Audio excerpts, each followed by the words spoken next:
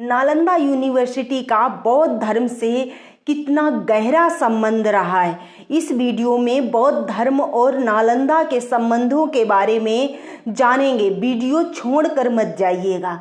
नमस्ते, मैं हूं जिया, आप सभी का अभिवादन करती हूं। चैनल पर नए हैं तो प्लीज़ चैनल को सब्सक्राइब जरूर करें, वीडियो को लाइक और शेयर करें। महायान बौद्ध धर्म के इस शिक्षा केंद्र में हीनयान बौद्ध धर्म के साथ ही अन्य धर्मों और विषयों के बारे में पढ़ाया जाता था। यहाँ पर अनेक देशों के छात्र पढ़ते थे। बिहार के राजगीर जिले से 11.5 किलोमीटर उत्तर में एक गांव के पास अलेक्जेंडर कनिंघम द्वारा 1861 में खोजे गए इस महान बौद्ध विश्वविद्यालय के नष्ट हो चुके अवशेष इसके प्राचीन वैभव का बहुत कुछ परिचय करा देते हैं। अनेक पुरातत्व अभिलेखों और 7वीं शताब्दी में भारत के इतिहास को पढ़ने आए चीनी यात्री वेंगसोंग और इत्सिंग के यात्रा विवरणों से इस विश्वविद्यालय के बारे में विस्तार से जानकारी प्राप्त होती है।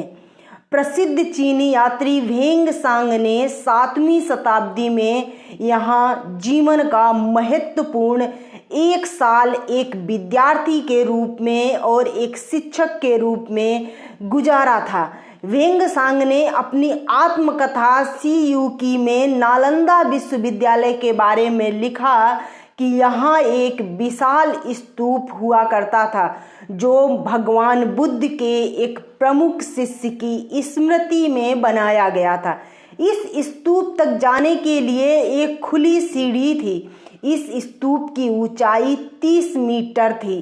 कहा जाता है कि खुद सम्राट अशोक ने नालंदा विश्वविद्यालय के निर्माण से बहुत पहले 3री शताब्दी में इसका निर्माण करवाया था। 645 ईस्वी में जब वेंगसांग चीन लौटे तो अपने साथ लगभग 657 बौद्ध धर्म ग्रंथ अपने साथ ले गए और उन धर्म ग्रंथों का चीनी भाषा में अनुवाद किया। पुस्तकालय में ताड़ के पत्तों पर हस्तलिखित 90 लाख पांडुलिपियां दुनिया में बौद्ध ज्ञान का सबसे बड़ा भंडार थे। इसके 3 पुस्तकालय भवनों में से एक को तिब्बती बौद्ध विद्वान तारानाथ ने बादलों में उमड़ती हुई 9 मंजिली इमारत के रूप में व्याख्यात किया है।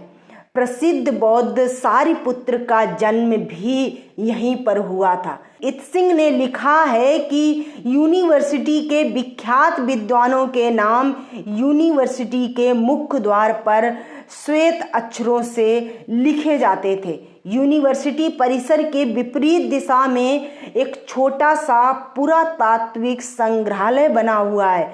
इस संग्रहालय में खुदाई से प्राप्त अवशेषों को रखा गया है।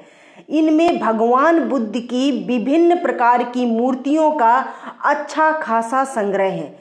इसके साथ ही महात्मा बुद्ध की टेराकोटा मूर्तियां और प्रथम शताब्दी के 2 मर्तवान भी इस संग्रहालय में रखे हुए हैं। इसके अलावा इस संग्रहालय में तांबे की प्लेट, पत्थर पर खुदे अभिलेख, सिक्के, बर्तन और 12वीं शताब्दी के चावल के जले हुए दाने भी रखे हुए हैं। ब्राह्मण बौद्ध संघर्ष की बात करते हुए अर्वाचीन तिब्बती दस्तावेजों के आधार पर डीएन झा का कहना है कि नालंदा को ब्राह्मणों ने नष्ट करवाया।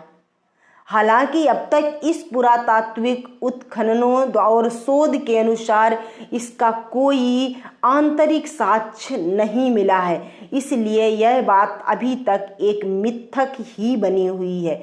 नालंदा के बारे में जो भी हमें अधिकांश ज्ञान प्राप्त होता है वो पूर्वी एशिया के तीर्थयात्री भिक्षुओं जैसे कि जुआन त्सांग और इंजिंग के लेखन से आता है, जिन्होंने 7वीं शताब्दी में नालंदा की यात्रा की थी। विल्सेट स्मिथ ने टिप्पणी की कि नालंदा का विस्तृत इतिहास महायानवादी बौद्ध धर्म का इतिहास रहा होगा, हुआन द्वारा नालंदा के उत्पादों के रूप में अपने यात्रा वृत्तांत में सूचीबद्ध कई नाम उन लोगों के हैं जिन्होंने महायान के दर्शन को विकसित किया। नालंदा के सभी छात्र महायान शाखा के साथ साथ बौद्ध धर्म की हीनयान के 18 संप्रदायों के ग्रंथों का भी अध्ययन करते थे। उनके पाठ्यक्रम में वेद, तर्कशास्त्र, संस्कृत व्याकरण, चिकित्सा और साक्ष्य जैसे अन्य विषय भी शामिल होते थे। नालंदा की दार्शनिक परंपरा तिब्बती बौद्ध धर्म में विशेष रूप से प्रभावशाली थी। 14वें दलाई लामा ने कहा है कि तिब्बत में बौद्ध धर्म को समझने के लिए हमें नालंदा के आचार्यों के माध्यम से बुद्ध तक इसकी जड़ें तलाशनी चाहिए। उन्होंने कहा कि तिब्बती बौद्ध धर्म के 4 मुख्य स्कूल नालंदा परंपरा पर आधारित हैं।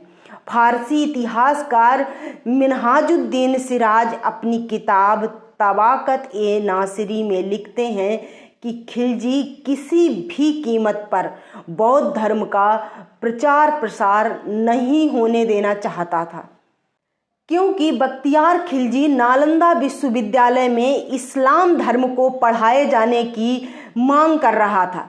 12वीं शताब्दी में तुर्क आक्रमणकारी बख्तियार खिलजी ने इस पर आक्रमण कर दिया, पूरी यूनिवर्सिटी को तहस नहस कर दिया। हजारों विद्वान और बौद्ध भिक्षु मारे गए।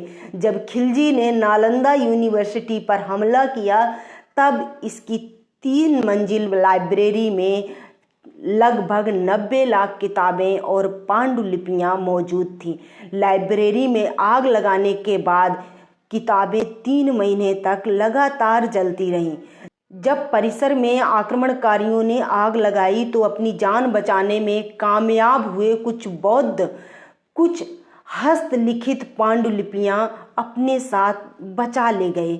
उन्हें अब अमेरिका के Los Angeles county museum of art और तिब्बत के यारलुंग म्यूजियम में देखा जाता है। नालंदा अब एक उल्लेखनीय पर्यटन स्थल और बौद्धियों के लिए एक महत्वपूर्ण तीर्थ स्थल है। हाल फिलहाल में नालंदा यूनिवर्सिटी के एक कैंपस को मॉडिफाई किया गया है।